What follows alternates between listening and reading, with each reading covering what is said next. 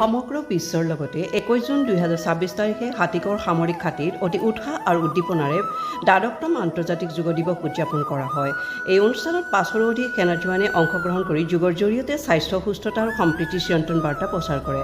চাহ বাগিচা আৰু সেউজীয়া পৰিৱেশৰ মনোৰম প্ৰাকৃতিক পৰিৱেশত যোগ সত্ৰ অনুষ্ঠিত কৰা হৈছিল, যিয়ে অংশগ্ৰহণকাৰীসকলৰ বাবে এক শান্ত আৰু প্ৰেৰণাদায়ক পৰিৱেশ প্ৰদান কৰে। এই মনোৰম স্থানে অনুষ্ঠান ভাৱক আৰু অধিক উজ্জীৱিত কৰি তোলে আৰু প্ৰকৃতি তথা সামগ্ৰিক সুস্থতাৰ মাজত ঘনিষ্ঠ সম্পৰ্ক দৃঢ় কৰে।